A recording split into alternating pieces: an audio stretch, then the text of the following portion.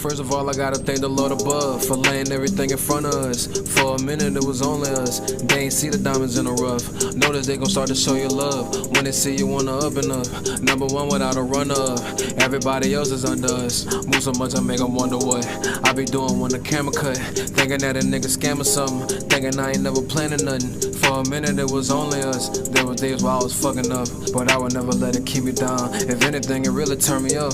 Living in a rush, but I'm about to take a break. Me and Babe smoking blunts in the tub, trying to plan plays for the next month. But my laptop getting full of suds. For a minute, it was only us, but nowadays they ain't saying much. Tired of asking niggas what they can't get. All right, and welcome back to another episode of the Perspective Podcast.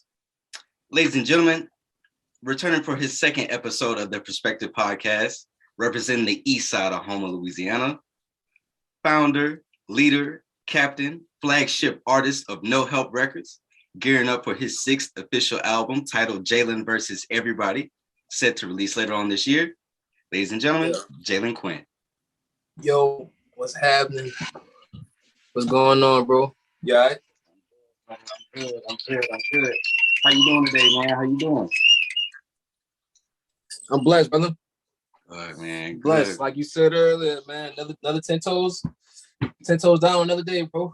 10 toes down, man. It's always a blessing, man, especially in these times. COVID, monkeypox, you know what I'm saying? Regular flu, shit crazy around here, right? Real. Mm-hmm. Yeah, man. So last time we chopped it up, you were actually getting ready for a versus battle that took place back then. So kind of just fill us in from that versus battle to current day. Then we're gonna get into the album a bit. Man, just to highlight the versus battle, bro, that was a very fire event because nothing happened like that in Houma before. You know what I'm saying? We was the first to do it, the versus battle, and it was with another well-respected artist of the area, man, 1200 Slim. Very, very established, you know what I mean? Always on the road, always on go, on Shade 45 and all this other shit. Got an extensive catalog, you know what I'm saying? So we made that work. I went in the event as the underdog, which is first for me, you know, being that it's my city type shit. So, like, I think I only had like 8 people in my corner. And everybody else in the building was Slim, which is cool because I like situations like that because now, all right, it's not biased. Now I really got to work, you know what I'm saying? And you earn new fans. Needless to say, I earned those fans, my brother. There you go. Needless to say. But, man, after that, man, did a couple of other gigs, man. I had a show last year on my birthday at the Intercoastal Club. That was pretty big. We had other gigs too, but that was a more memorable one. Hit the House of Blues a couple times with Luke Julian. And then Hurricane Ida, bro, which kind of put us in a restart period, you know. But yeah, man, we lost the shed. Had to reestablish a new headquarters, which was, you know, that's where I'm at right now. And I guess this is the new shed, you know. Yeah. But got a building. Too. Actually have a building now, you know what I'm saying? That we, you know, with a bathroom and air conditioning and, you know, closed doors and shit like that, you know, security. It's not the sweatbox no more. What? Oh, no, man. Shit. Hey, bro. Let me tell you, nigga, you ain't work until you worked in the shed, bro. You ain't work, but them summers was brutal. And look, just like them summers, nigga, them winters was brutal as well, bro. Man, dog, me and Luke Julian did Best in the City during the winter. And being that we both worked and he was in New Orleans, only time we had to work was after dark. So, man, after dark in November, December, January, February, oh my God. Listen, people don't understand. People be like, oh, y'all from Louisiana, like y'all don't understand what cold is and shit like that. Be like, boy, listen up. Y'all, especially y'all by the water. My town where I'm currently recording from, we are river city. So the Red River run right through our city. You know what I'm saying? But it get down to the 30s. Like, you know what I'm saying, up here where I'm from. And even just still being down there, that breeze roll off that water, it ain't no joke. It ain't no joke. Hell nah, bro. I seen a video of a chick from Alaska saying that now she was in Georgia, but I ain't spent too much time in Georgia, but what she was saying, you know, is humid. You know what I'm saying? Like just like here. And she was saying she would much rather winter in Alaska than here because it's snow and shit out there, but it's dry. Like what it is, what it is. If they say it's 40 degrees or 30 degrees, that's what it is. But out here, it'll be like 60, or it'll be 50 degrees and it'll feel like 30 just because the water in the air. It should get to your bones. Like it's like 50 degrees out here and then 50 degrees north is different. Is way different. It's two different. So, it's two different. It's two different joints. It's two people different joints. About that humidity, dog. That's like, man, you be wet. Like when your body is wet and then you stand in front of like the AC, like you fresh out the shower, you're gonna be way more colder. You know what I'm saying? Just cause you wet. Yeah. Room ain't even gotta be that cold. Yeah, it don't even have to be like that. But yeah, like you say, the shed is definitely one of those places where you know what I'm saying, you earn your stripes as you know what I'm saying, general captain. You know what I'm saying? You earn it. Man, shit. Man, that's the symbol of No Help Records, man. You know what I'm saying? That's the stamp, bro. That's how I came up with the name because I was doing everything with no help, you know. Yeah. Recording, producing, everything. Yeah. So let's kind of back up a little bit. You said there was a show at the Intercoastal, and that was your birthday gig. That was a show that I pulled up to, and that was in Houma, right? That was like right by the bridge. That was right? on the east side. That was right on the edge of the east side. Okay. Yeah, I remember that, man. That was right. That. Yeah, that was a good one. So go ahead, just explain to the folks about that one. Shit. I was just gonna say, man. I never did a show for my birthday. I would always be doing things around that time, like music oriented, but never on the actual day. Yeah. And you know, man, it was something different, man. It was definitely, I'd much rather have a show than just a regular little birthday dinner, some shit like that. You know what I'm saying? Right. Much rather it be, if it's gonna be something, it's gonna be, you know, music oriented. You know, that was another payday. It ain't about the money, but that's a bonus too. You know what I'm saying? That's birthday money. Money helps. Money always helps. Money always helps. Money always helps. Money always helps. Real talk. For real, man. Yeah, most definitely. And then man, it was And then from Intercoastal, there was the House of Blues show. Now House of Blues, it's a stamp nationwide. So just paint the picture for the people that, you know what I'm saying, may not have seen House of Blues, and this is House of Blues in New Orleans. So yes, sir. Legendary space. Well, so it was two different times that we were in there. The first time was an event that Conform was tied to. There was a part of a fashion show. And being Luke, that, you know, he's the main artist for Conform, so he performed, you know what I'm saying, he slid up in there, did his thing, and I was featured on one of the songs in his set. And further on in the year, I want to say that was in November. I know it was after the storm hit, because we were all just seeing each other again for the first time. Mm-hmm. And that was a show with me, him, and another New Orleans artist, Flighters. We had split the stage three-way, and DJ Rap on. Right. We had did our thing, split the stage. That was very fire because that was happening at the same time as an Isaiah Rashad concert. That's crazy. So everybody, that was very fire. He was in the main hall and we was in the back, and they had directed the traffic from him to leave, like to come through our show. Come on. So we had a couple of people pass through and stay. You know what I'm saying? Ended up having two good nights. There you go. Like I say, new ears, new fans. Yeah, for real, man. That was really dope, man. That was a good way to close the year. And then in December, I left it out earlier, man. But I just remembered, man, we did that thing in Houston where that you was at too. Oh yeah, That yeah. was yeah, Over there yeah. at the All Hustle No Luck studio over there with Ray. Yes, sir. Yes, sir. That was like December 6th, I think. That was like the top of December. But that was like, I think that was the last event that we had that year. So that was a very, very cool way, man. That was a very cool way to I guess tie the year up, you know what I'm saying? I know we did a lot of expanding last year. Now that I'm saying it out loud, you know, we definitely touched a lot of new audiences.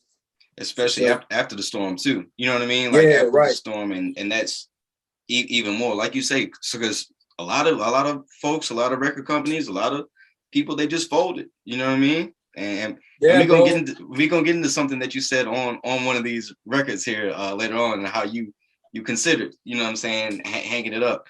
But yeah. But so let's just, well, while we're here, let's just kind of dive into the album a bit, titled Jalen versus Everybody. Why the name, and just like where we at with it? Do we feel like it's like we put the boxing gloves on and we knocking niggas off one by one? Like is it? Well, I start by saying that the album is dropping in November.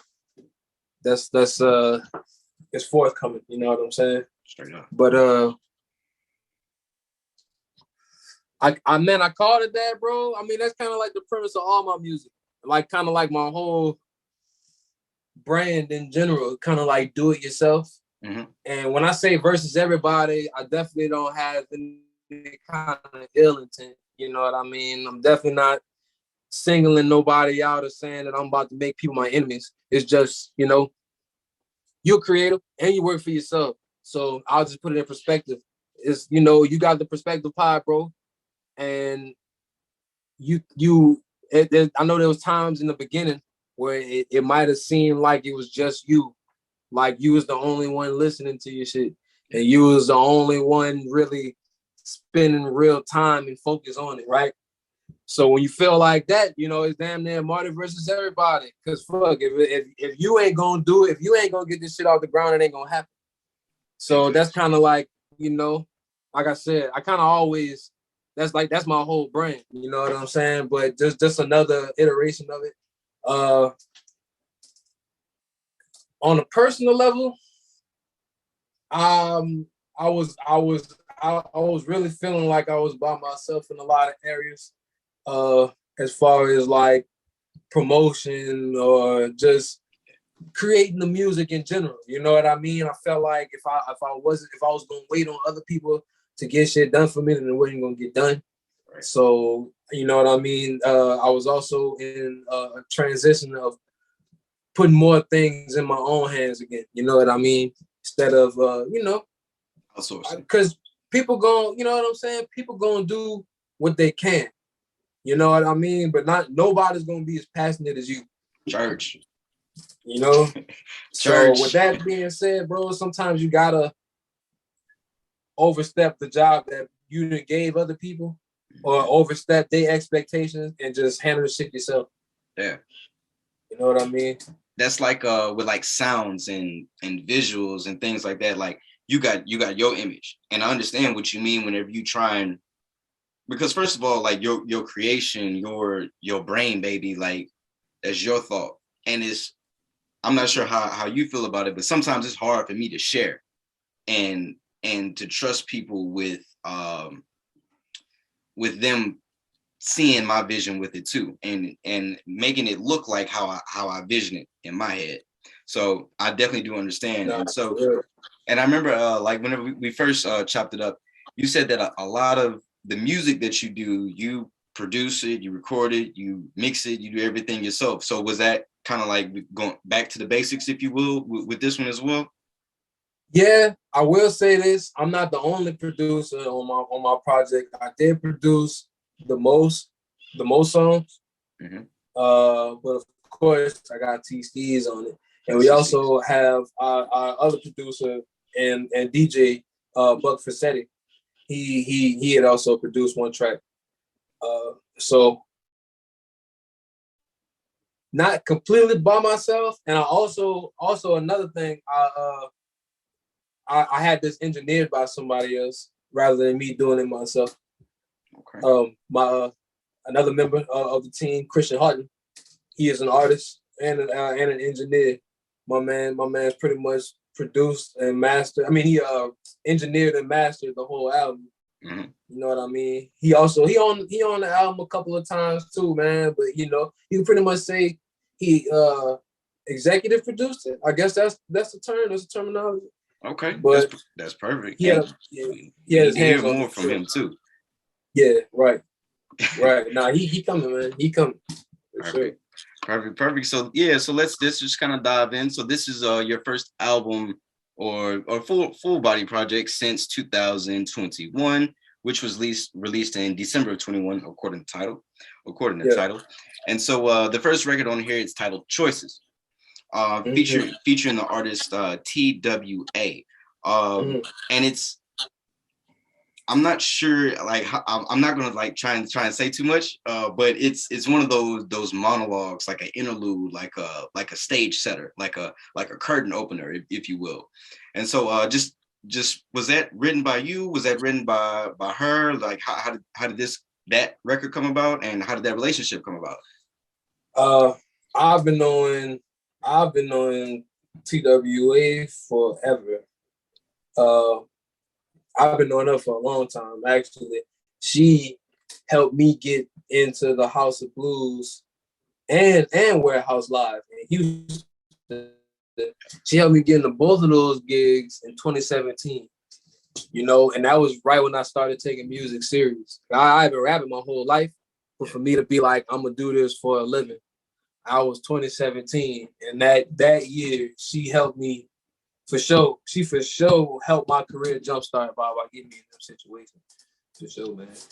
But she wrote that herself. She does spoken word. I mean, she raps herself. She's a rapper as well. But I really wanted her to do some spoken word, man, because she really got away with that. Yeah. You know, and like you said, I wanted to immediately set the tone of the album by opening up with that. You know what I mean? I didn't want to really be on it at all. Just that feel, man. It's gonna give you that feel. Almost like, all right, we ain't playing games this time. And not to say we ever was, but you know what I mean? It's like I wanted to feel like for the people that play sports, man, like before you step on the field, like, you know what I'm saying, that leading moment right before the team busts through the paper. Yeah. And you know what I'm saying, that the cheerleaders holding up and shit. That moment y'all walking up the hallway into the arena, you know what I'm saying, onto the field, and y'all just, you know, you just read it. You know you about to murder something tonight. You know what I mean? She's got she got a perfect bar up in there that says it's like a, and the name of this intro record is titled Choices, and it's a perfect like bar up in there. She says it's a line between the Joker and the Batman is choices, and she's got so much more up in there, and it's like talk like it's a perfect tone setter. It's a perfect tone setter. It's a perfect curtain opener. This is a 12 record album. I personally like eight records off of here, so great percentage off top. So why 12 records, and were you trying to condense a lot of things, because we know how like people's attention span is a bit shorter nowadays, but whenever it comes to music. But was it like 12 records intentionally, or was it difficult to like chop a few records down, or how did that go about? Man, 12 is the most I'll put on a project. I think so far. I usually do EPs. So I felt like I was not pushing a boundary. How could I say this? I wanted to give more, I guess you could say. And I also intend on pushing this for a minute. You know what I mean? Like, I don't want to just drop an EP and then be like, all right, I'm done. You know what I mean? I want to really, really, really push it. And I want to Like, of course, I'm gonna still be making records, but as far as like full body projects, it might be a little minute before I do drop one, because I put a lot of time and effort into this album, and you know, with these 12 songs, and I wanna make sure it doesn't fall on deaf ears. You know what I mean? This is gonna be something I'm gonna be taking my time with. So I feel like 12 songs, that's a good, like, this will hold you for a little bit, rather than the usual 5 or 6 songs that I'll drop. Definitely. You know what I mean? Definitely. Yeah. Next up on the list is Put Myself On, featuring Christian, which we just spoke about. Yes, sir. And so it's 2 bars in particular here that really just stick out to me. It says, gotta give niggas incentives when building a brand. So whenever you building from a foundation up, do you feel like it's harder for people to just buy in or believe and things of that nature, unless it's like they get something out of it, so say? Of course. Yeah. You know, you got people in this world that's gonna do things for the greater good and out the kindness of their heart. But like, let's keep it a buck. If everybody on their own mission, on their own personal come up, you know what I'm saying? You might not have the time to extend your heart and do something out of the love for somebody. But if you got a resource that's valuable, you know what I mean? Your time is only worth so much. You know what I mean? It ain't free. It shouldn't be free, especially if you got other shit going on. You know what I'm saying? So I do feel like that, bro. Because I mean, I'm gonna do shit out the kindness from my heart for a select group of people. But you know what I mean? I'm a barber, man. I don't cut everybody hair for free. That's You know what I'm saying? Like you know, you might need me on to help you with your appearance because you about to get this little job interview or some shit. And I feel you need me, and of course I'm gonna help you out, man. But I need something for my time. You know what I'm saying? I apply that to music too. I don't want to say everybody got a price. No, I don't want to say that at all. But everybody's worth something. You know what I'm saying? Yeah, it's got to be a fair trade, because our time is our inventory. It got to be a fair trade, right? It got to be a fair trade, man. That's not even a negative. I ain't even saying it in a negative light. You know what I mean? Right. Like, cause it's true, bro. Like just like you said, man, there's a fair trade to everything, for real. Next up in that record, you also say you might want to switch up your approach if you're going to try to expand. It's really about supply and demand. And so just with your, have you ever had to look in the mirror and like switch up some things that you had to do, or was this kind of like from a overview of other people? Because folks get stuck in the mud, we get stuck in the mud. So what were some of the things that you had to change up?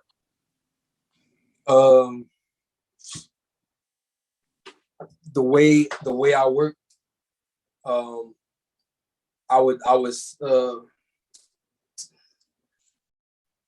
to not give such a long-winded answer. I'll say that my process of making music, I felt like it was too long. Like I was spending too much time on one song. So instead of writing everything, I would get in the booth and start stacking. Like that song in particular, I didn't write. Only thing I wrote was the hook. Okay. You know what I'm saying? But other than that, like that song was in a moment. I got a couple of songs like that. And that helped with my output. You know what I mean? For sure. You said look in the mirror, like only moment I had like that for real was me getting more in touch with my spirituality and my relationship with God.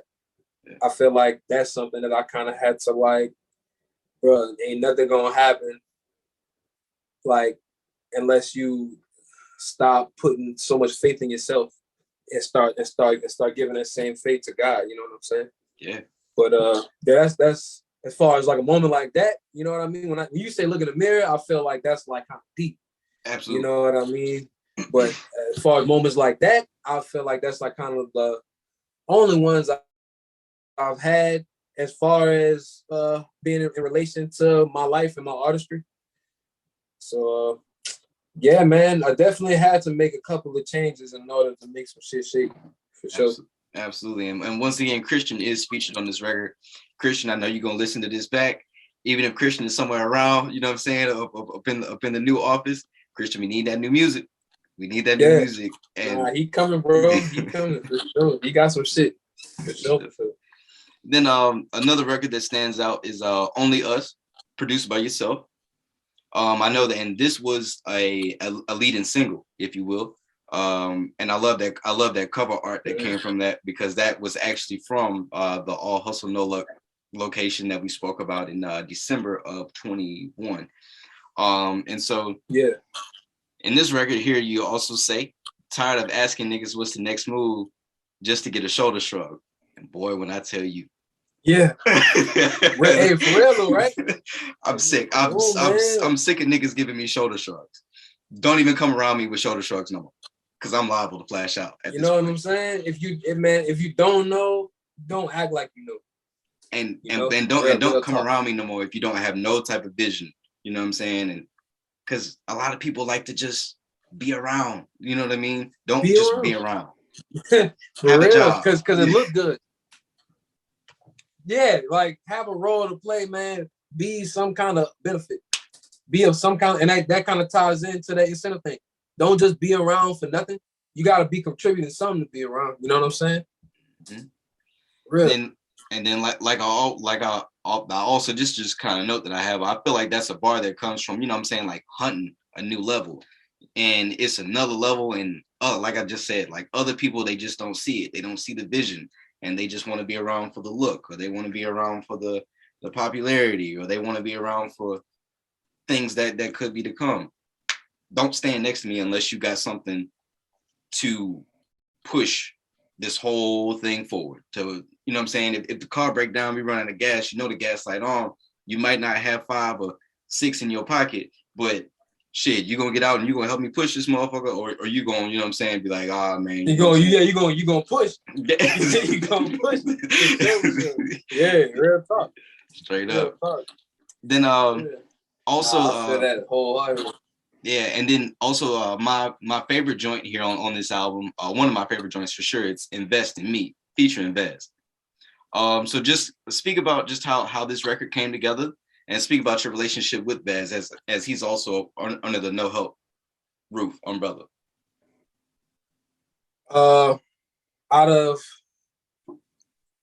So I tell Vez this all the time, but that's most of the people on the label I've been knowing like for the greater part of my life. Like childhood, Vest was definitely one of those people. You know what I mean? Rode the bus together and shit. So with that being said, man, a lot of he older than me, so a lot of things about rap that I learned early was through him. Like he taught me how to write a full verse, like 16 bars. Before that, I was just writing everything that came to my mind. It would be sometimes it would be short, sometimes it would be long, but it would never be structured. You know what I mean? He was the first person like, this is the length of a verse. Like, you know, you got your verse, you got your hook, you got your second verse, you got your bridge. That was Vest.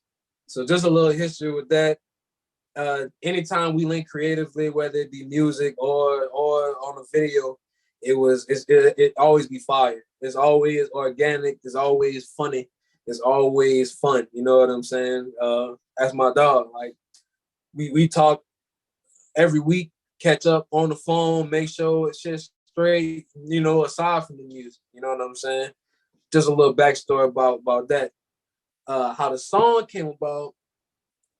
I was actually waiting on him. I was over here waiting on him to pull up to shoot the video for Only Us, because he shot that video. Uh-huh. So I'm waiting on him to pull up, and I actually gave him that beat for him. I made that for him like a week and a half prior to that. But I'm sitting in the studio waiting on niggas to pull up, waiting on him and Christian. Waiting on both of them to pull up, and I'm, bored. Get on the computer. Let me see what I can do. kill the time right quick. And I pulled the beat up, and I hit I ain't even hit him up. I ain't even tell him. I waited till he got to the studio to tell him I have to take the beat back.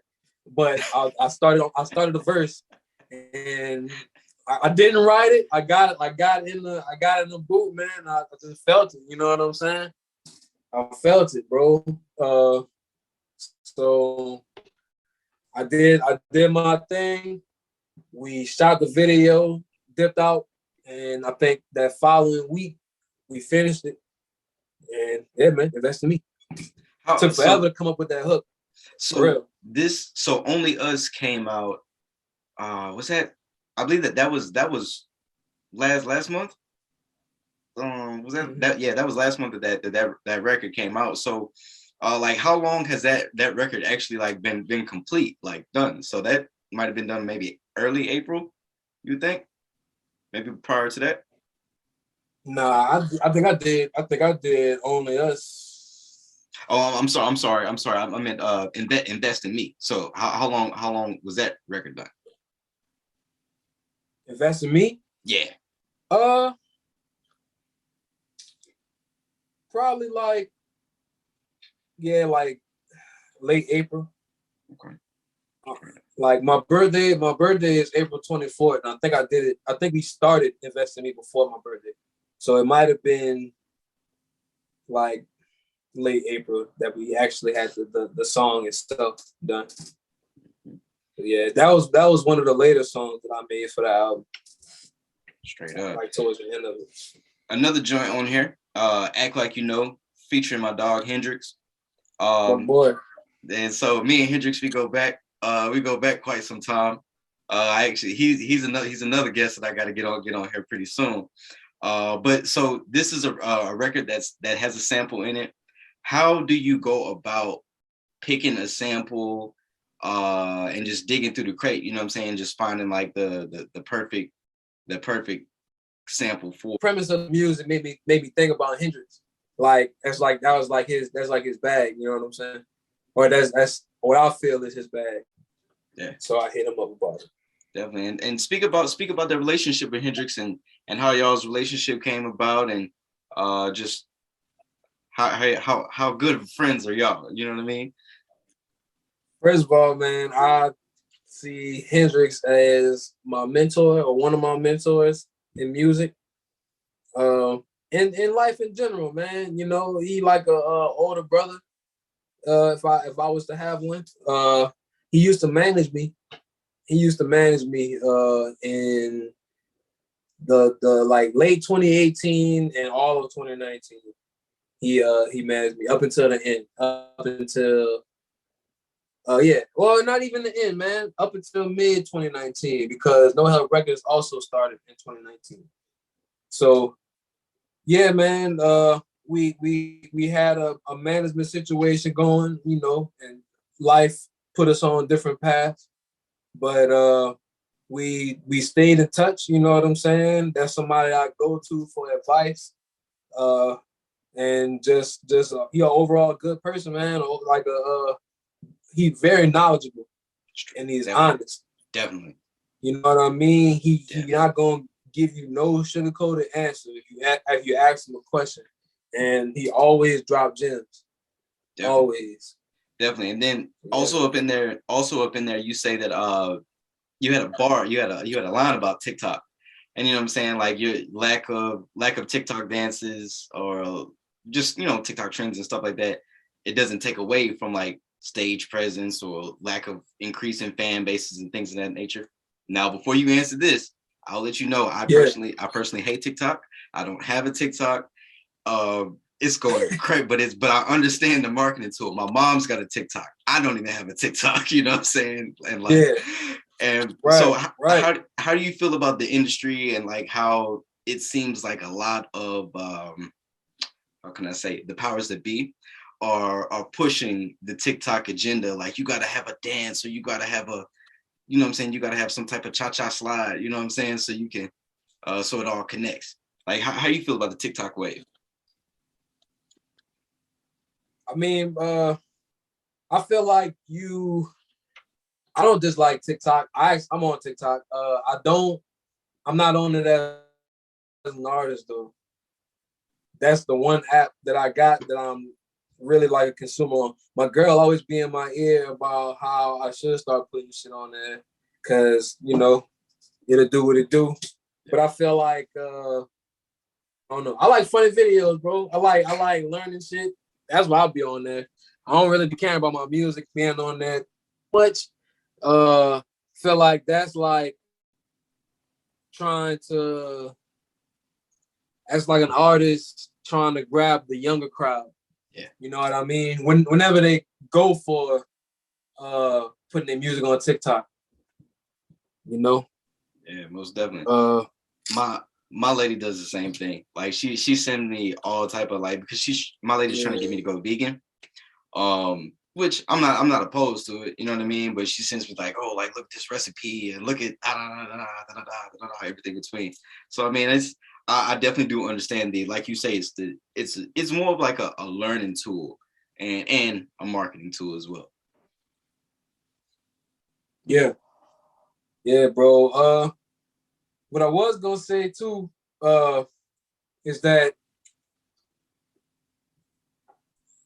like I said, it's not a bad thing, you know what I mean, for an artist to direct their music for TikTok only, bro. But like, it's that ain't gonna be people be looking for the streamlined way to the top.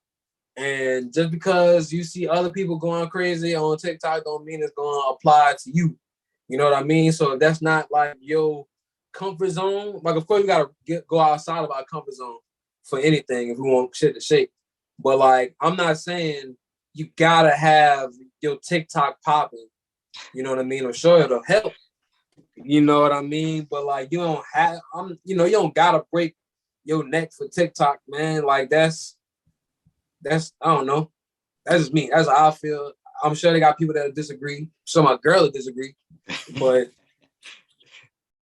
I mean, I'm a consumer, man. I'm laughing at shit, bro. I'll say the TikTok rap shit for them TikTok rappers. You know what I'm saying? For niggas that solely do it for TikTok. Yeah. You know what I'm saying? I'm not one of them. Yeah. I'm not one of them. Straight up. Straight up. Yeah. And so now this leads us into the. I fuck with it, but.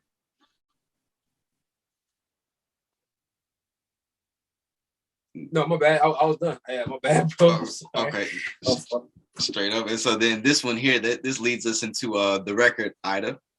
And this is more like a declaration, like a ventilation record, following your return home from Hurricane Ida. So first off, when Hurricane Ida hit, where did you and your loved ones where did y'all dip out to, because that was a whole situation, And so, yeah, man, Ida was something that nobody expected, for sure. Everybody, first of all, I ain't hear about the storm till like 2 or 3 days before it hit. Sure. Like, I swear, man, one of the homies on the label hit the group like, where y'all going for the hurricane? Most of us like, where hurricane? Come to find out, you know what I'm saying? And yeah, originally, me and my girl, we was gonna stay. We was gonna stay at home. We had got everything together. We got all our supplies or whatever. But again, we going in with the mindset that this is gonna be a little tropical storm like it's been for the past couple of years. They talk about how it might be bad on the news, but it'll never be that bad. So you're just gonna thug it out. I've been thugging it out the past couple of years. You know what I mean? And like the day before the storm hit, man, my mom's had kind of like, bro, you gotta go.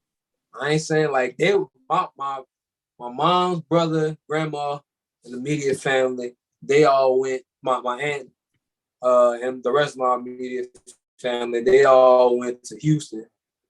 My girl and I, we went to Shreveport. So they didn't leave yet, But my mom was like, stay, man, but you gotta make a move. Y'all gotta do something because this thing supposed to be bad. You know what I mean? And then we still was like, nah, we gonna be straight. But early in the morning, my girl sister had hit up like, bro, I'm going to Shreveport. Fuck what they talk, fuck what everybody else talking about. I'm gone. You know what I'm saying? And that kind of put a fire under my girl. So that morning, bro, it was like Saturday morning, like 5 in the morning, 6 in the morning, something like that. But we got our stuff, got our clothes together for a couple of days, granted. Not like how not how it was, but just for the weekend. Got our clothes together, got some shit, dipped out. Watched the fucking storm hit home on Facebook Live the next morning. Smacked us, bro. Smacked the shit out of us. Next thing I know, we out there 2 weeks. Crazy. And when we came home, after that, we couldn't even come here because my house at the time that was damaged for the storm. You know what I'm saying? Nigga, roof caved in. Yeah, bro. I had flooding. Yeah, dog. My shit, my crib flooded a little bit. Yeah, bro.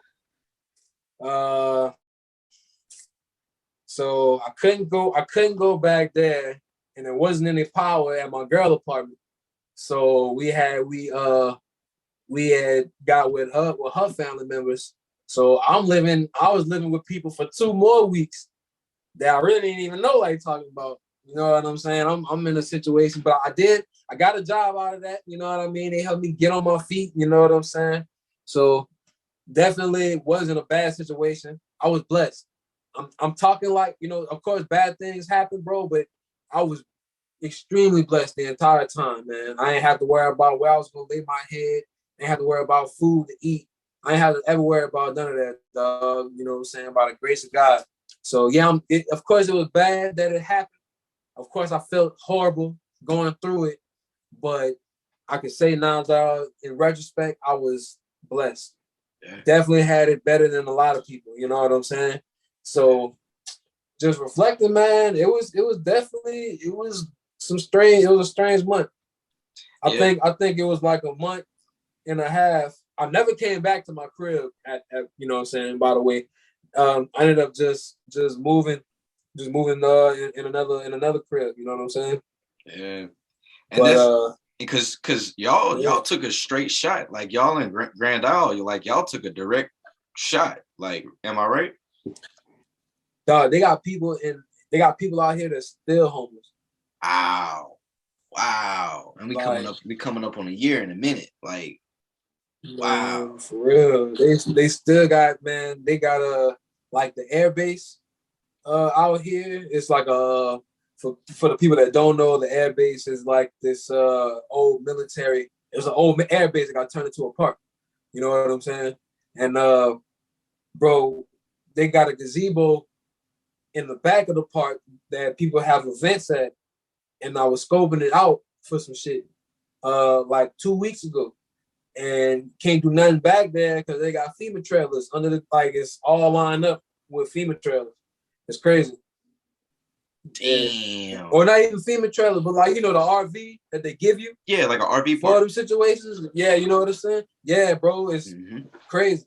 Yeah, it's very crazy. I definitely I remember stuff like that. Like whenever like going back to 2005 when Rita hit and then Katrina backdoored. I remember because a lot of people from South Louisiana, they came up, and dog, I remember we got a Coliseum here in the town, and literally the Coliseum is normally only full for the fair, or unless it's like somebody's coming to perform, you know what I'm saying? Something like that. That particular moment in time, both sides of the Coliseum parking lot were filled with nothing but trailers, generators, you know what I'm saying? All that type of stuff. And then, so you saying that was pretty much like a month and a half, just being displaced. Yeah, I was out here that night. Now that was my personal experience. You know what I'm saying, before things got kind of normal, because I think I mentioned this in the last interview, but I'm a barber. I think I did say that. And the shop that I was cutting in got looted. all my clippers got stolen. So that's fucked up. I had to restart. Yeah, bro. It was wild. And it was like, man, you know, thinking back on it, bro, all I could do is ask the question, you know. So for the most part, man, a barber's clippers is corded, right? They got the cords go in the wall. Yep. You know what I'm saying? Yeah, they got cordless clippers, but for the most part, everybody should plug in, right? That's a fact. So Homer ain't have power for like as a whole for like 2 months. So my question was, what the hell they was about to do with some clippers that don't even work without a generator? You know what I'm saying? Like, why would you steal some shit that ain't even gonna work? Who you gonna sell it to? You selling the shit. Who gonna want some secondhand clippers? Secondhand clippers. Thank you. That's the part where you know what I'm saying? Like, I'm just asking all these questions. Like, you know what I mean? You know, you could kind of imagine the kind of person that stole that would steal some type of shit. I ain't gonna speak too much on that. Dirtbag. You know what I'm saying? But yeah, bro, that made me mad because it was pointless. Like, and not to mention, man, I had a pair of clippers from my mentor that passed away in 2020. We talked about the dedication. You know what I'm saying? Yep. I can't get that back. You know what I mean? So yeah, bro. Like I said, it was about a month and a half before I started getting a little normality in my life again. But that was just my personal experience, bro. They got people out here that's still going through it, dog. Like still. Straight up. You know? Yeah, man. And then you get back to your hometown to disaster. Then you get back to your property. You notice that, you know, your property's flooded out, roof caved in. You speak in the record that, you know, the power lines is in your granny front yard. Like then the original shed, like you kind of mentioned earlier, the original shed was destroyed and it's over with. And I remember those images, and I'll put those images up just so people can see like what actually the shed before and after. And moving into this new space, just what was it like just having to like find, like you say, you had to find a new headquarters and just, you know what I'm saying, rebuild from pretty much start over from the slab up. So the new studio is actually the crib where I used to live. The property is ours, is in my family. So I'm running it with my mom. You know what I'm saying? Like telling her like we about to have to start looking for a room to rent in a building somewhere or something to get the studio moving. You know what I'm saying? Because in that little time frame, like what I think we got the studio established, this new studio established in December of last year.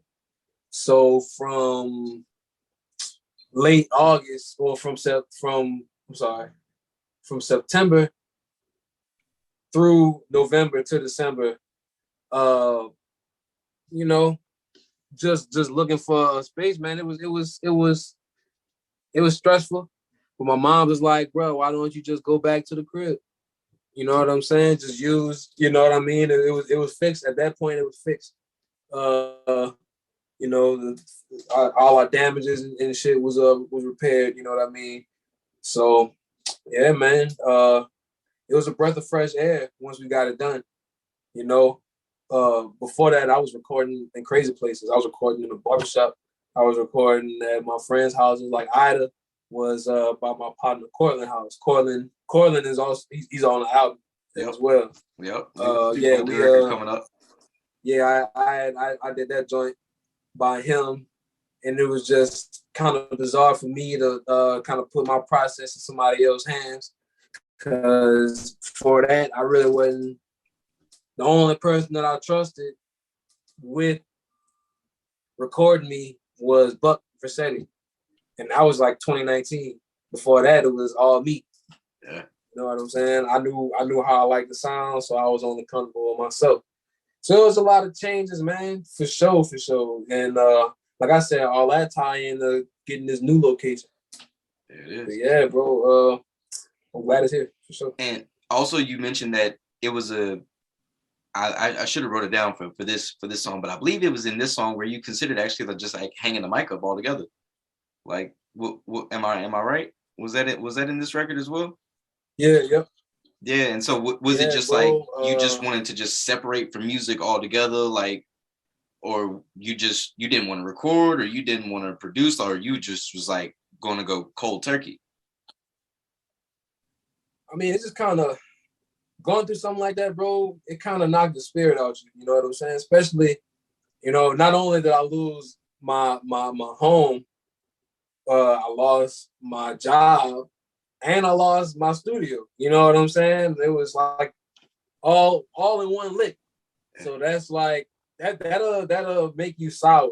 I was sour for sure. I was very vindictive. I was very angry. I was very like, man, ain't no telling what I would do to a looter if I would have saw one. Right. You know what I'm saying? Like that's what my mind was. That's what my mind was for sure. So nah, bro, music really wasn't on the forefront. I had thoughts of living in Shreveport. Like just staying out there. Yeah, man, just hearing everything that I hear and seeing everything that I saw, man, just having to never want to go restart, through bro. stuff. Yeah, never want to even go through that. Like, yeah, right. So I wouldn't even worry about no music. You know what I'm saying? Also up in this as well, do you feel like the storm as well? Well, there's an interlude. Well, there's kind of like an interlude on the back end where you were saying that you felt played about everything. And if I caught the voice correct, that might have been Bez. That was like, nah, you back. Nah, like you back. Like you. Nah, that was Cortland actually. And that was that like I was at his, I was in his studio. Yeah, and was that like the jump start that you needed to like? I'm sorry, bro. You get right. Oh, my bad. Was that like the jump start that you needed? No, that again. That was more like that was me kind of making up my mind. Not even making up my mind. I wanted to I knew I didn't want to quit music. I thought about it, but I knew I couldn't just up and quit. So that was more like me letting myself know that I'm ready. You know what I mean? That song is like itself was really like just me venting. Yeah. Like I put it out, but I really didn't have intention of putting it on the album. It fit though. It definitely fits. I just was gonna put it out just to kind of, yeah, right. And I only put it on there just kind of to raise awareness about what was going on over here. Because like I said in the song, like we got smacked and niggas was worrying about New Orleans. Like niggas was on watch for New Orleans. And you know what I'm saying? And I know they got affected. Some people got some flooding, but it was not Katrina. If you want to compare the Hurricane Katrina to anything, you would compare it to Homer. You know what I'm saying? Yeah. Because we really got smacked. And you know what's crazy, bro? Reese Witherspoon just shot a movie in Homer last year, like before Ida. Like they had redid downtown and made it look like it was in the 50s and all that, right? Bro, that movie is like the last time Homer was caught on camera before the storm. Wow. Like as a whole, and like it looked like the 50s. Yeah. You know what I'm saying? Not even like the 50s, but just like no buildings fucked up. You know what I mean? You could just tell. Like that's what I mean. Like that was the last little video footage of the city of Homer being untouched. Wow. And then a couple months after that, because that was in the summertime. So like a month or two after that, we got smacked by the storm. And that's very crazy, bro. That's another thing people don't understand. Like we love New Orleans, we respect New Orleans, we love that, we respect that. You know what I'm saying? No shade at all. But the backbone of the state is the smaller towns, the Homers, the Thibodeaux, the Alexandria, you know what I'm saying, the Jennings, the Karen Crows, you know what I'm saying, all these other places that actually carry the culture of the state makes those the bigger markets, you know what I'm saying, what they are. So and that's definitely how I be looking at it too. It's like people are so glued to, oh, we gotta pray for New Orleans. Nah, we pray for them too. You know what I'm saying? We send help for them too, but it's the small places. That wasn't I was about to say, at that particular time, that wasn't the disaster area. Right. You know what I'm saying? That was not the disaster area. That's like Lake Charles. Lake Charles got smacked by the hurricane, man. They still messed up from what I heard. You know what I'm saying? And wasn't no major coverage because that's not a major city. You know what I mean? Lake Charles looks like a complete ghost town whenever I roll through there. Like, you know what I'm saying, from H-Town back up to the A where I'm at. Like, I've never seen Lake Charles like this. Like that. Like it's blue tarps over everywhere, bro. You go over that bridge, that's all you see. The Capital One building. The Capital One building is a staple in that city right before you get to the bridge. The Capital One, for those that don't know, is this giant, it might be, I don't know, it might be a 30 floor, maybe a 50 floor building, complete glass. You roll through there now, you can see like how the wind just like smacked that building and like glass busted in, it's boarded up, it don't look the same. It was a barge. Some people that are familiar with barges, you know what I'm saying, those are some like boats that carry heavy equipment, stuff like that. That I believe they even have like a little mini casino boat. One of the barges got loose and it got jammed underneath the bridge. And if you know how tall up that bridge is in Lake Charles, for a barge to be jammed right there, craziness. Absolute craziness. Yeah, for real though. For real, bro. Man, like you said, bro, the power line in my yard, dog, like the shit was like dangling like by the wire. Like it ain't even fully fogged. Like that's not some shit you see every day. You know what I mean? We don't know if the line was live still or not. So it's like I couldn't even really pull up in my yard when I first got there. You know what I'm saying? Yeah. That was before I even seen the inside of the crib.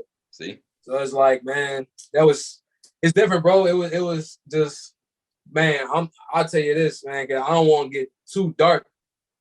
But just riding back in the Homer off the road, like after coming down from Shreveport, you know, we 4 hours on the road, just can't wait to get home. And it's like, bro, you knew when you was in Homer, because like from the city limits, like the green signs that tell you how many miles to each exit, that shit on the ground. Like if you start off fucked up, and it's like as you go down, it just get worse and worse. You start passing up buildings that you done grew up seeing your whole life. You might not even have gone to the buildings, but just buildings passing, just driving in Homer, you see them buildings gone or destroyed, toppled over. It's crazy. I'm telling you. Yeah, roofs ripped off. One lane of traffic, like power lines in the road and shit, bro. It was some other shit, man. Catching flats because everybody got nails in the road. Like my pops. God. I didn't even think about that. Dog. Real talk, bro. Man, my dad stayed for the storm, bro, for his job. And he man said he really caught a flat like 8 times. God, like in the first 2 weeks. Like just buku nails, bro, debris in the road. Like real talk. Do you feel like the storm brought you closer to God? Yeah, for sure. Cause I was mad at God. I was mad at God at first. I was mad at God because I had made the week before the storm hit, bro. We had a meeting in the shed about how shit was going slow. Matter of fact, you said the project that I dropped last December. You felt like the squad was getting complacent. So the last project I dropped in December, those skits in there was from that meeting, right? And that cover was taken, like the cover to the project was before the meeting happened. Like all that was like the last time the shed was really the shed, right? So I just found it really crazy, or really, it was ironic that we had just had a meeting about how we was getting complacent and how we need to, you know what I'm saying? We can't fall short to what we working for. You know what I'm saying? We gotta make sure we maintain. So we talking about this, bro, and a week later, a storm destroyed their headquarters. Like, now all of us on the label, we all over the country. T-Steez and goddamn Seattle. You know what I'm saying? And like, we all, you know what I mean? We all over this bitch. So it was just, yeah, talk bro. About from one end to another. God damn. Yeah, right. Wasn't L by you? Or like, wasn't? Yeah, L came out to H-Town. L, his pretty much his entire family. B-Mac was at my crib for, I don't know, B-Mac was at the crib for a minute. That's what I'm saying. Just like, we are all over the place, bro. Yeah. So yeah, dog. I was angry. I was angry at first. I'm like, man, you know, why would you do this? You see that we trying. You know what I'm saying? You see we doing this the right way. Why would you take what we work for? We had just got new shit to put in this shit. Like, all kind of stuff, bro. I'm questioning. I'm in question for a lot of things. You know what I mean? And dog, just having a couple of conversations, you know what I mean, with my woman and with people that I love. Just like, man, that's because you won't be in control of everything. Like, you know, and that's true. I used to only rely on my hands and on my wits to get the job done. Never relied on my faith that much. You know what I'm saying? And yeah, the job got done with just my hands on my mind, but that shit always took a toll on me. And I feel like that was because I wasn't believing in God or in a higher power.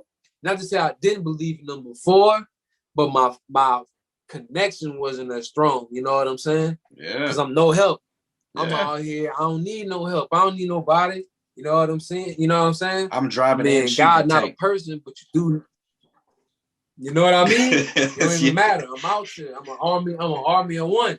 Yeah. So, you know, that kind of made me stray away from my faith in so many words. Yeah. And Hurricane Ida was the first time in a long time that I felt completely helpless. That I couldn't do anything. You know what I'm saying? Straight up. So I really felt like I had no choice but to give it up to God. And then just to kind of transition out of that, out of the next song up is Dreamers featuring LC, now known as Luke Julian. Just talk about that record, and of course you both of y'all partners in rhyme, if you ask me.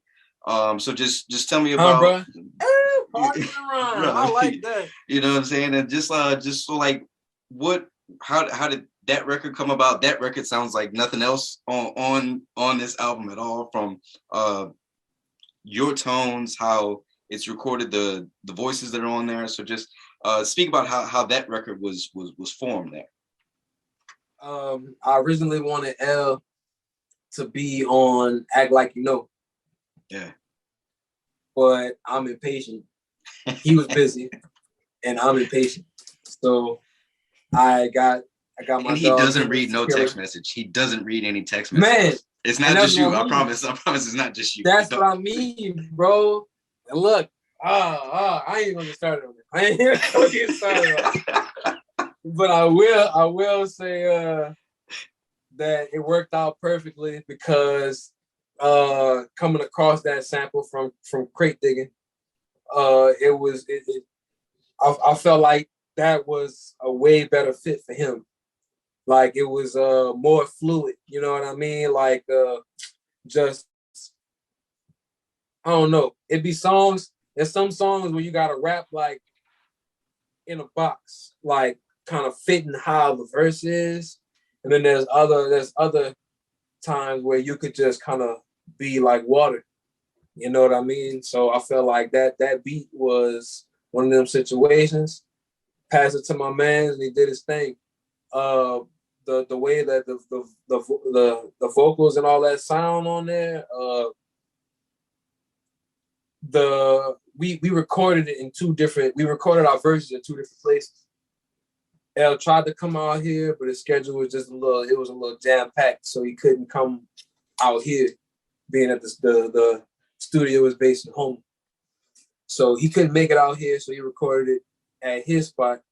And I'm sitting here on the computer trying to match the quality between my verse and his verse. And I kind of got the idea to make it, a little rugged. I don't know, it just fit like the feel of the song. And yeah, man, as far as the subject matter, like I said, we recorded the verses at 2 different places. We usually, when we do record together, we'll go over our verses together, polish here, you know what I'm saying? Because we challenge each other like that. Yeah. But we had no idea what, you know what I'm saying, what the other was talking about on the song. So it lined up as perfect as it did already.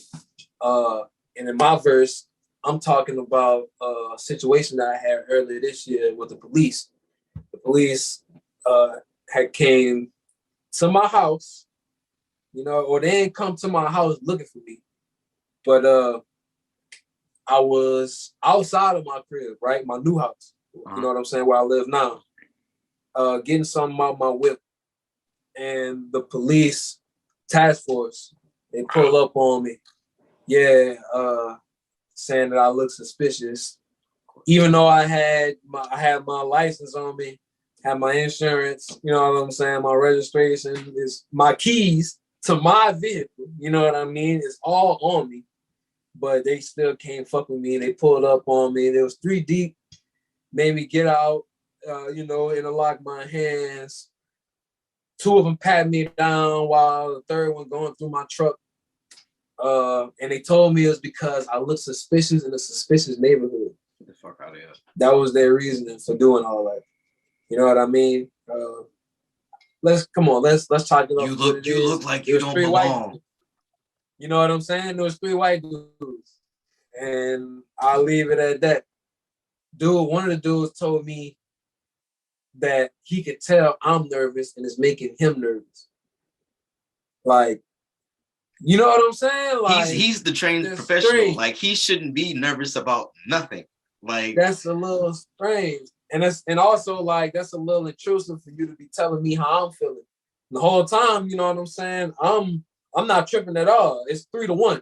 So I'm not really in a position to trip. You know what I'm saying? So I'm doing what they want me to do. I'm being compliant and all that other shit. So he telling me that kind of like almost out of nowhere. You know what I mean? That was a little alarming. My girl outside got them on camera and shit, and they mocking her. All kind of shit, bro. All kind of shit, dog. But right. And I got the incident on camera, but I don't know. I'm a little bit more private when it comes to my personal life, so that wouldn't be something that I'd be quick to post on social media. If I'm gonna talk about it publicly, I'm gonna talk about it on the song. So that was like my first time actually getting that story out.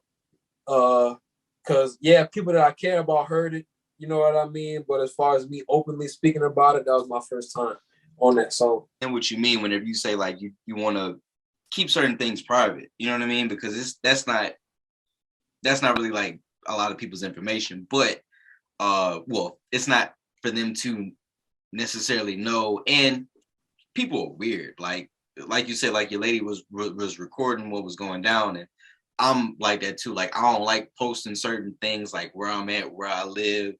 Right, exactly, right, and stuff like that. Because people is weird. People's weird. Yeah, dog, and man, it's just the times that we live, man, bro. Like you gotta make sure this world, bro, that we live in today is so. Look at me. You know what I mean? This is what I got going on. This is, hey, look over here. There's so much of that shit going on that I feel like there's not a lot of privacy. Like, I mean, you got people fucking, you know, people that blog, niggas that wake up out the bed and turn their camera on. Like, Really? you know, like this, it's like that now. Like, there's no privacy, bro. And as an artist, dog, like, yes, I love music. It's my life, but this is my career. You know what I'm saying? Like, I still would like to have that separation between my personal life and my career. You know what I mean? Because, yeah, it's cool if my career bleed into my personal life because I can use that to my advantage, but not if my personal life bleeds into my career. That can hinder me. You know what I mean? Like, I get too personal, and now it's like, now people got ammo. Now, you know what I'm saying? Now it's not, you know, as a brand, like, you know, there's certain things that you don't do when you have a brand. You know what I'm saying? So yeah, that line kind of separates for sure. Absolutely. I've been in a similar situation like that with the police. I'll make this as short as possible. Me, my partner, and his mom's, we was on I-10. We was sliding from the flats to the city, to New Orleans, and it was a law. I'm not sure if this is a law that's still in place because I'm kind of out of the loop in Louisiana laws because I've been living in Texas for a minute. But I was in the left lane. I was getting off the Chapel Bridge. I was getting right back on the ground right before you get to Lobdell, right before you get to BR. Right. And I was in the left lane, and I seen the officer. You know how the officers, they hide in the tuck. And I seen him the whole way. We weren't doing nothing wrong. You know what I'm saying? I'm like, it's family. Like, right. These are my people. So he said, he pulled me up. He hit the lights on me. He pulled me up. He was like, yo, like, you know why I stopped you? I'm like, nah. Like, he was like, well, you kind of swerved to your left a little bit whenever I got behind you. I was like, and he was like, well, you know, you're not supposed to, you know, like ride in the left lane unless you're passing somebody. I was like, okay, well, my apologies. You know what I'm saying? He was like, well, do you mind, where y'all going, all that kind of stuff. Tell me why it's him by himself. Then he was like, you mind if I search the vehicle? I was like, I mean, you know what I'm saying? It ain't shit going on, you know what I'm saying? Like, it ain't, but go ahead, you know what I'm saying? Do your thing. It's him. He called another squad car. That squad car got a dog. That squad car calls another car because that car got a dog. So it's 4 white officers, 1 black officer, all them searching my old whip I used to have. They tell us to go stand all the way in the back by the middle police car that's there. Right. They only put that 1 black officer back there with us. Of course. And they search, you know what I'm saying? Like, they searching the whip and everything. Like, I'm talking about, they underneath my hood. They pulling they checking my oil levels. They trying to see, like, I'm stashing something up in there. And it's like, my word is my word. You know what I mean? Like, I ain't got no reason to lie to nobody about nothing. You know what I'm saying? And yeah, I'll leave it to that. But it's a stigma, you know what I'm saying? And the type of whip I'm driving and the age I am and the color of our skin, you know what I'm saying? And definitely, bro. He or she is too clean to not have some type of dirt. Yeah, bro. It's just, I don't know, call it coincidence, man, but it usually seems to happen to people that look like you and me. Absolutely. You know? And I'll leave it at that. Yeah, straight up. And then we're gonna transition into we just got a couple more records here, then we got quick hits on the back end of this. The next record up that I like is The One featuring Cortland. And I think this is personally, like, how this record sounds. It's a video coming for this, right? Like, it's a video for this song, right? So, man. Yeah, so whenever everybody kind of got back together, it sounds like this was one of those records that was recorded when everybody is in one space. You and Cortland. Tell me about that record and how this one all came out, because The One and Living Legend, it's they kind of like two in the same. It sounded like those were like part of the same session, or man, so The One, the beat was made by T Steez, my dog Stizzle. He man, everybody everybody busy in their own right now, and it's a good thing. You know what I'm saying? But in times, it means that we go long periods of time without being around each other. We talk all the time, we text all the time. He always sending me beats, but it had been a while before, like since me and him had sat down and created something together. You know what I'm saying? Like before that, it was like months. Like I think, yeah, man, it was months. But that was one of them ones, bro, that he made, and it was just like perfect. You know what I'm saying? We got this little pocket that we get in, bro. We'll make like 6 beats in a sitting, and all of them go on the computer. None of them might not be used. Like we might not use them, or he might like sell them to somebody, something like that. But it always be that one beat that be like, nah, don't nobody touch it. Just me. This is all me. You know what I'm saying? That was one of them ones, man. And the vibe I really couldn't, like, vibe of the song, I couldn't really picture talking about anything else but like some smooth, I won't say player shit, but just like, you know, I guess some smooth talking, you know what I'm saying? I didn't want to just talk about I could take you from your man, or you know what I mean? This is why you want me, this is why I want you. That's kind of like textbook, if you will, you know what I mean? It's kind of like that nowadays. That's kind of like the go-to when you talk about a song that has something to do with intimacy. So I kind of wanted to make it more realistic by talking about how I'm too busy to creep up nowadays. You know what I'm saying? Like if I do make the time, then that's what it is. But I can't. I got too much going on to go out my way for it. You know what I mean? That's kind of what the song is nowadays. And in a way, I guess that's showing growth. Like, you know, I made songs in the past couple of years where I am talking about being with a woman in that sense. Like, we gonna make some shake. I'm gonna make some time for you. But like now, I'm a little busy for that. You know what I'm saying? So if I'm around, if I'm in your area, you know what I'm saying? Yeah, we can line something up for sure. Mm-hmm. But if you know, if not, then it is what it is. You know what I mean? And the last 30, 45 seconds of that song, it's a whole nother record that's back there. I need that. Yeah, no, I got you. I got you, bro. Got you. Like I was telling you off air, man. I made that song 2 years ago, and I started on it and lost the file.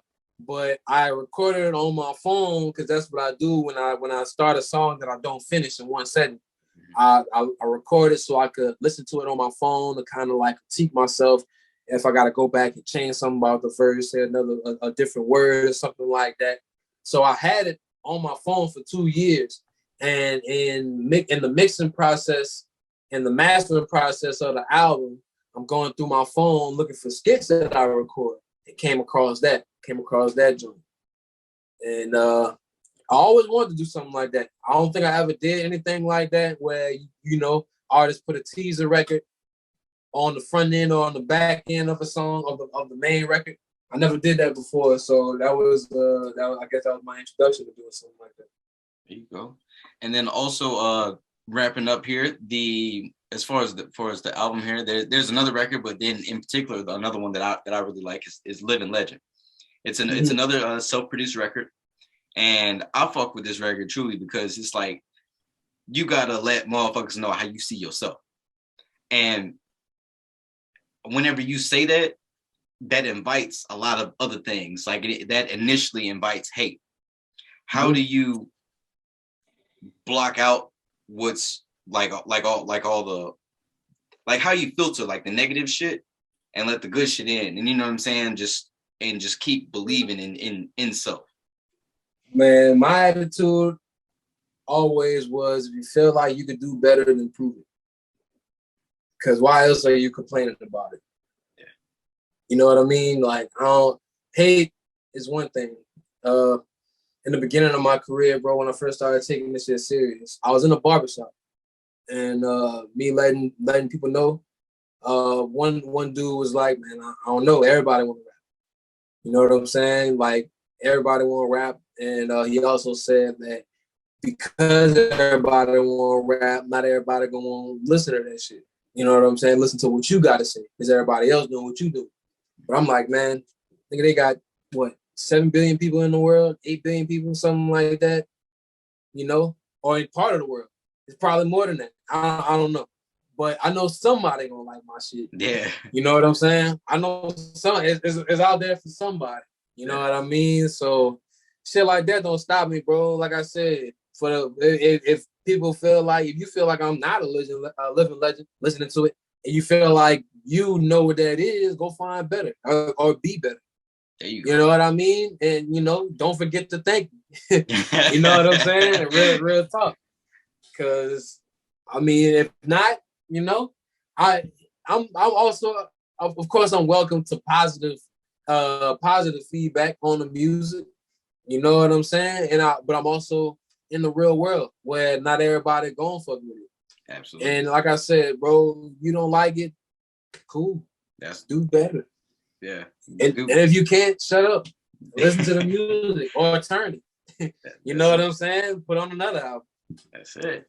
I got 6 of them. Yeah, I got six of them in the tuck for you. You know what I'm saying? You bound to like something from one of these projects. No matter if it's, oh, I like early Jalen, or I like Jalen in the middle, or I like. They got something. Whatever. Man, like I said, man, if you don't like it, either do better or do nothing. That's it. That's a fact. So back here on the back end of the show, what I call quick hits now. You got 7 featured records on here. Mm-hmm. What is that process like whenever you're sitting there and you're picking like who I'll do one on this? And have you ever had to go back and be like, nah, you could do better, like send me another verse? I never had to do that.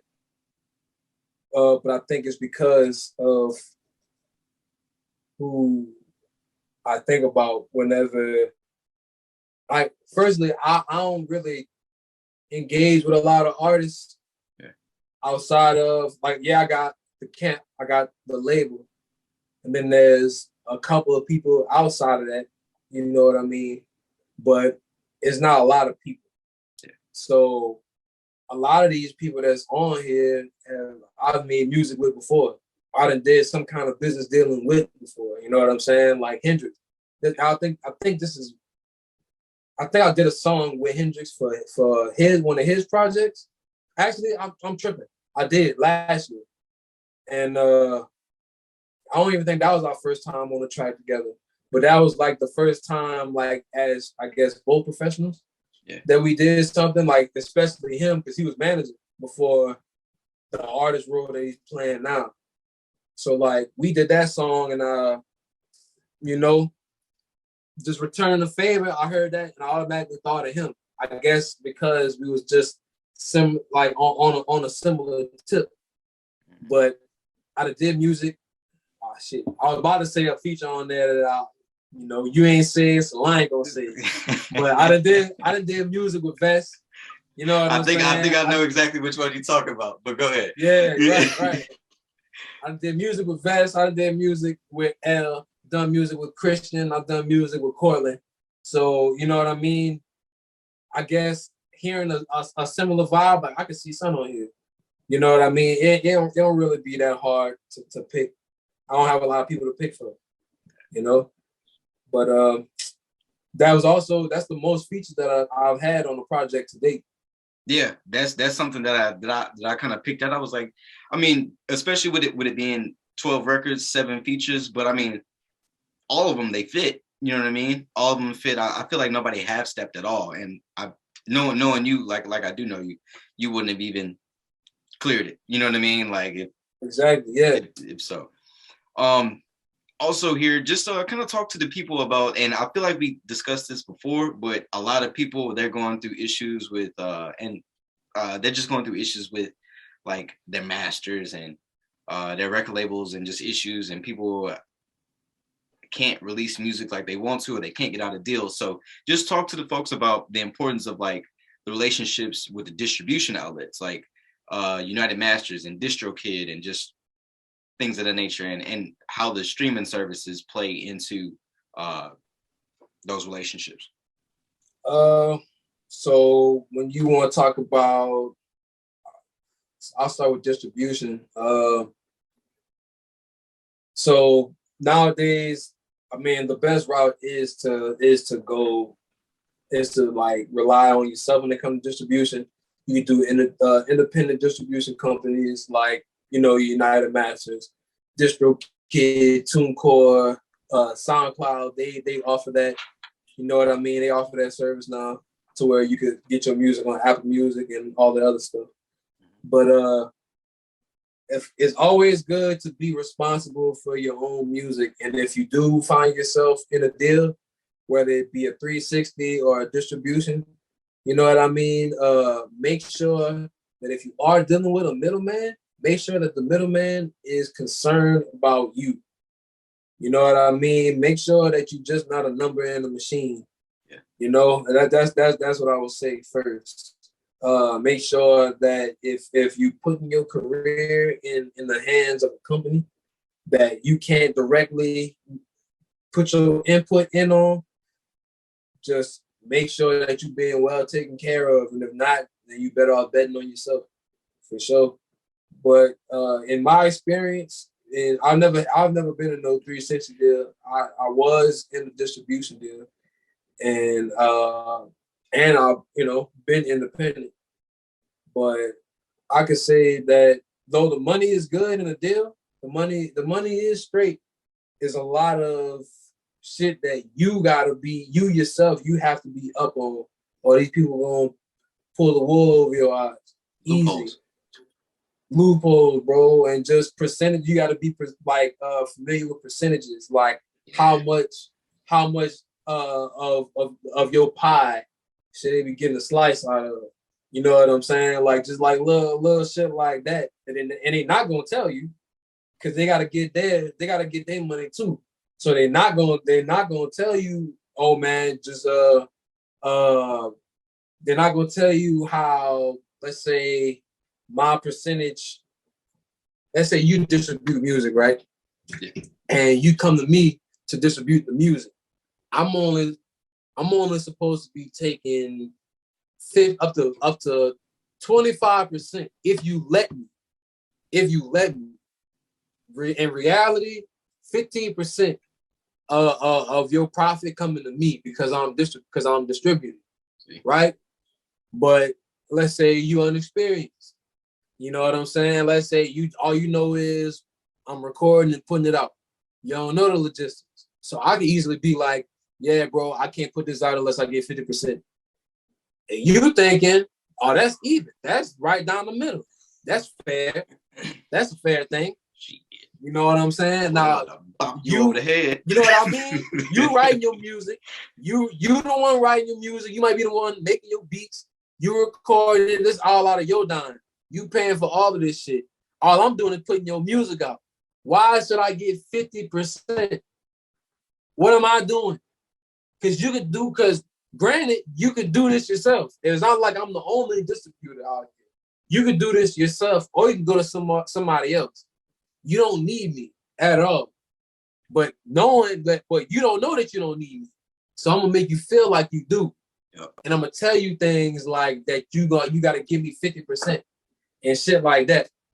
You know what I'm saying? Yeah. So you gotta look out for stuff like that, man. That's why I say you gotta be educated for sure if you're gonna put your career in somebody else's hands, man. Absolutely.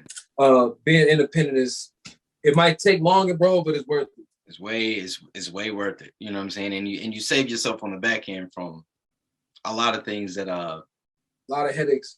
Oh yeah, a lot of headaches and a lot of stress, and you don't have to deal with possibly even changing your stage name. You know what I mean? And right, because I've seen some instances like that. I just found out through somebody, man, that when you in a deal, dog, and you in like I'm coming up quick. These people are 100% control of my career. all I'm doing is making music. When it be like that, bro, no partnerships. Like these people can't even write about what they want to write about. Wow. They have predetermined beats. They have predetermined lyrics or subjects. If they are writing their own music, it's predetermined subject that you got to write your songs about at this predetermined location for in a predetermined amount of time that you got to get it done in. It's all thought out for you already. And I guess that might work out for the people that want to streamline to the top, like I was saying earlier. It might work out for them TikTok niggas. It might work out for them situations like that. You might not mind that. But for somebody that wants to have longevity in their career, bro, that's not the route you want to take. Because you only gonna do so much before they find another young, round, bright face to do that shit for them. You know what I'm saying? Somebody more popping than you, somebody more attractive than you. Somebody that's gonna take the bait. You know what I'm saying? Somebody that's more susceptible to doing some bullshit. Yeah. You know what I mean? Like it's really like that, bro. It's really like that for real. Yeah. And then I wanted to save this here for the back end of the show. And when we spoke about your show, your birthday show at the Intercoastal. Yeah. Angela Yee ended up being at the show. And no, she didn't. She didn't. She wasn't there. She was just there. Like no, I met her the day after the show. Okay, and there was another gentleman that was there, like at the show, but I think he might have been with Yee. Like I'm not too sure. I may be getting that wrong. But in the midst of that conversation with Angela Yee, like, is there anything that you can just kind of like share, like any game or any just kind of like tips or advice, anything that was just shared there? And if not, you can just say I can't share, and we good. man, I'm gonna keep it a buck, bro. That was more of me, man. I was really chilling with her. Like it really wasn't no business being talked. Okay. For real. I did get game from people that were surrounding her. And not to say that she didn't have game to give, but like, bro, it's crazy, son. I don't know how I got in that situation. Like I know how I got in that situation, but as far as how deep, like nigga was really walking around New Orleans in her entourage. Like she don't know me from a can of paint. Yeah. And I guess this is how it be. But like, nigga was really, man, we walked around the first quarter with her and ended up chilling in this restaurant. Yeah. Like us and a couple of other people. One of the people I can't say that was there was D-Lo from Monster Beats. Mm-hmm. That produced for Currency. Yep. Here and there. You know what I'm saying? I met him and I did talk to him. He gave me some game, just about consistency. Pretty much, I don't want to say stuff I already heard, but kind of like concreting what I already knew. You know what I mean? But nah, she was cool as fuck. She was cool. She was cool as shit. To say that we wasn't talking about no business, she was just a cool person to be around. And I will say this whole time that I wasn't down her neck, of course. Right. I wasn't like on her job.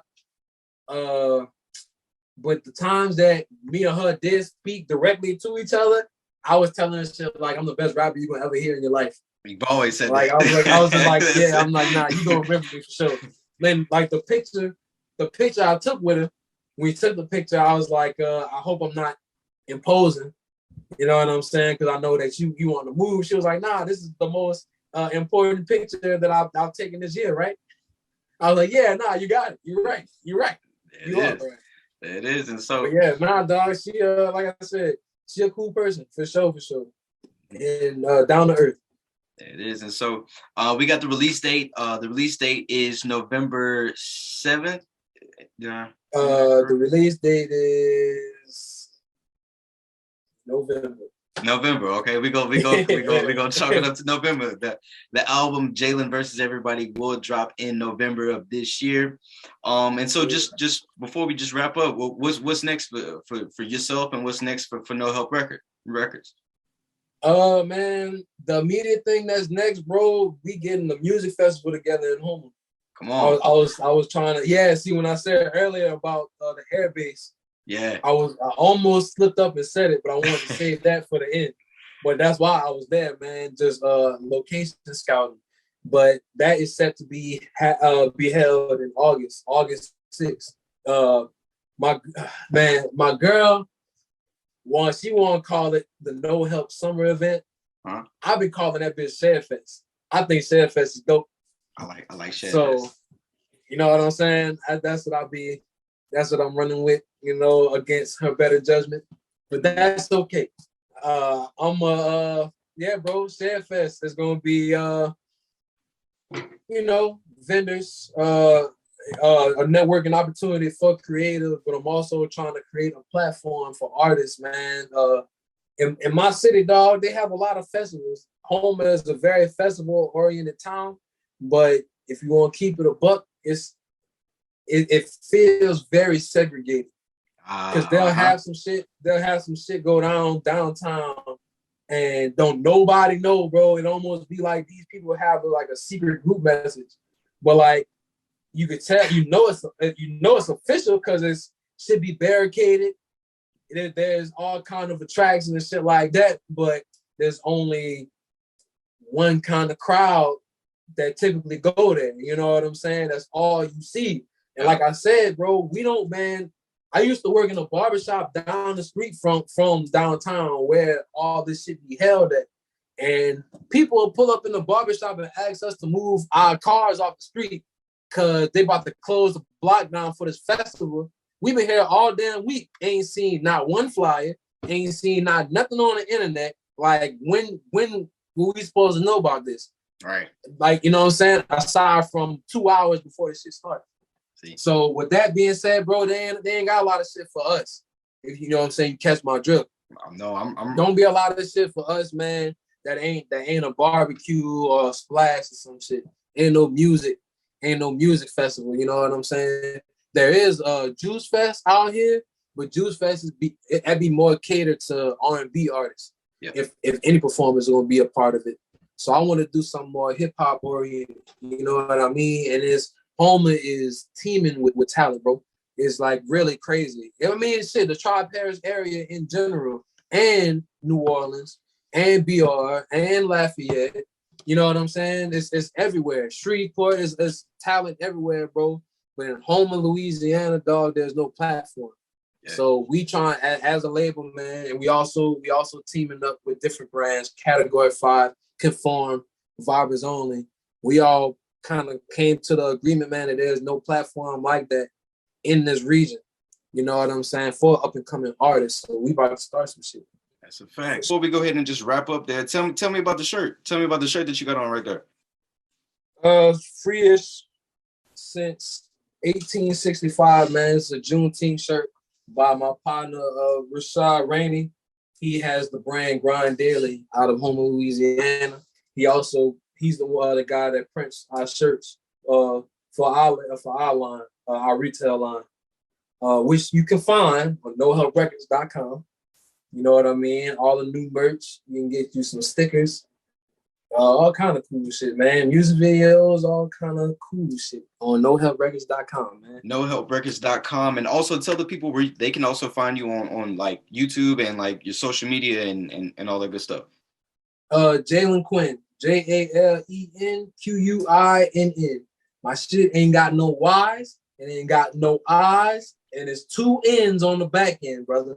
You know what I'm saying? Because people, you know, they got so many different ways to spell that name, my brother. But, you know, just to clarify for our valued listeners, it's JalenQuinn.